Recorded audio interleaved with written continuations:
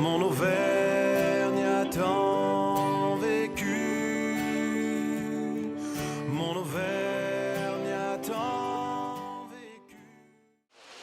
Bonjour, mais dites-moi, on n'arrête pas de se croiser ces temps-ci. Nous avons accueilli à la librairie Nos Racines d'Auvergne Gérard Georges qui nous a parlé de son dernier roman, La Perle de l'Est. Donc Gérard Georges, bonjour. Bonjour. Vous êtes ici pour dédicacer votre dernier roman, La Perle de l'Est. Est-ce que vous pourriez commencer par nous le présenter?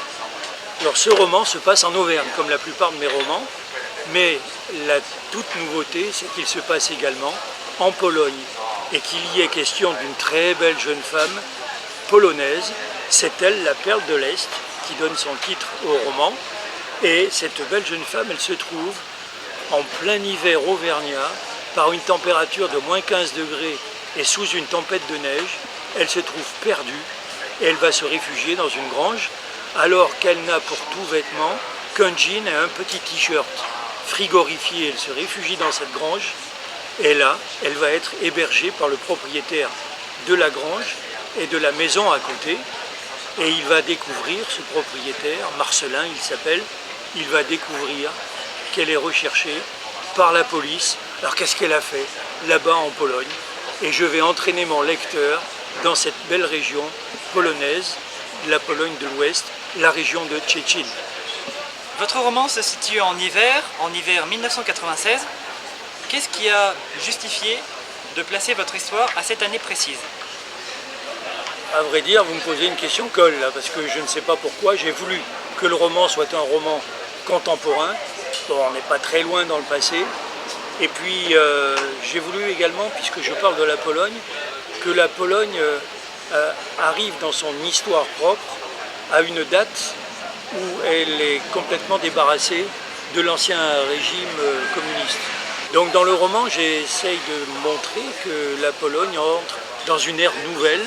Donc il ne fallait pas évidemment aller très très loin avant l'ère Wałęsa, avant que le pape Jean-Paul II devienne justement pape alors qu'il était évêque polonais. Donc tout cela, ça peut expliquer pourquoi j'ai pris cette date de 1996. Il s'agit de votre 35e ouvrage. Après une telle carrière, on peut éprouver certaines difficultés à se renouveler. Qu'est-ce que, selon vous, ce roman apporte de nouveau à votre bibliographie? Eh bien, je pense que le nouveau, c'est un personnage qui a mon âge. Jusqu'à présent, quand je situais des histoires dans le passé, 19e siècle, même 18e siècle et tout ça, c'était des personnages qui étaient forcément complètement extérieurs à moi. Là, j'arrive à un âge certain où les personnages me ressemblent. Et le personnage de Marcelin, ancien prof de français, suivez mon regard, qui arrive à un âge un petit peu avancé, comme c'est mon cas, il n'y a qu'à voir la couleur de mes cheveux, et ce personnage me ressemble quand même beaucoup.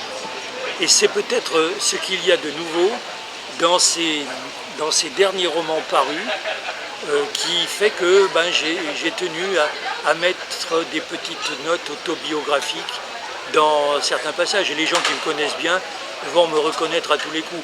Les gens qui ne me connaissent pas ne verront pas évidemment de qui je parlais et que je parlais de moi-même. Donc voilà peut-être la différence et ce qui fait que je continue d'écrire pour peut-être essayer de montrer ce que je suis devenu. Mon premier roman paru, j'avais 25 ans. Je racontais l'histoire d'un jeune prof de français qui avait dans ces eaux-là, dans les 25-26 ans. Et maintenant que j'en ai plus de 70, je raconte l'histoire aussi d'un prof de français qui a à peu près cet âge-là. En plus de ce personnage qui est donc basé sur vous, il y a cette héroïne, cette jeune femme polonaise.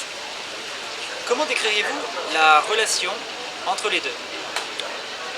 C'est une relation un petit peu bizarre, et puis c'est la relation d'un homme, Marcelin, qui est veuf depuis un certain nombre d'années déjà, qui se retrouve tout seul et qui va voir cette jeune femme qui pourrait être sa fille, puisqu'elle a vraiment l'âge d'être sa fille. Et il va découvrir finalement un sentiment amoureux dont il était persuadé qu'il ne connaîtrait plus cet état. Et ça va être pour lui une découverte. Et puis peut-être un petit peu de honte aussi. De la honte au début, parce que bon, elle est très belle.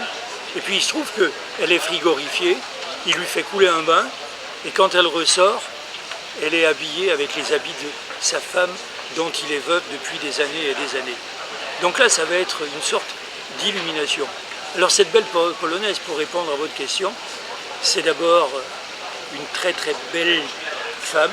D'ailleurs, je l'appelle la perle de l'Est parce qu'elle vient d'un pays d'Europe de l'Est. Et puis elle est vraiment magnifique, elle est merveilleuse. Elle a tous les charmes de ce qu'on peut imaginer d'une jeune femme slave qui est véritablement un modèle de beauté. Et ce vieil homme, c'est vraiment devenu un vieil homme, il a honte au départ, comme je le disais, et après, eh bien, le sentiment amoureux va l'emporter sur tout. Et l'amour n'a pas d'âge, c'est ce qu'on a coutume de dire. Donc c'est aussi ce que lui, Marcellin, va se dire. Avec votre longue carrière, vous êtes un écrivain à succès, et Jean Anglade lui-même vous a qualifié d'héritier spirituel. Quel est votre sentiment par rapport à ce compliment qu'il vous a fait? Oh ben, j'ai d'abord été extrêmement ému lorsqu'il me l'a dit quelque temps avant de partir de l'autre côté du miroir. J'étais à son centenaire en particulier quand il était dans sa maison de retraite à Clermont. Et c'est là qu'il m'a fait une proposition, je n'imaginais jamais qu'il aurait pu me la faire. Il avait la réédition d'un de ses ouvrages qui s'appelle Le Jardin de Mercure, dont l'action se déroule au sommet du Puy-de-Dôme. Donc ouvrage réédité par les Presses de la Cité à Paris, qui était aussi à l'époque mon éditeur. Et il me dit « Gérard, je voudrais que vous me fassiez une préface ». Alors là, ça m'a un peu secoué. Et je lui ai d'abord dit non. J'ai dit non, Jean, je ne peux pas. En général, l'écrivain qui fait une préface pour un autre écrivain, c'est l'écrivain le plus connu pour l'écrivain le moins connu. Et là, vous me demandez juste le contraire. Et là, j'ai vu, il est parti en baissant la tête, il était déçu. Et sa fille, que je revois à cet anniversaire un quart d'heure après, elle me dit, vous savez, il est vraiment déçu, il comptait vraiment que vous lui écriviez cette préface.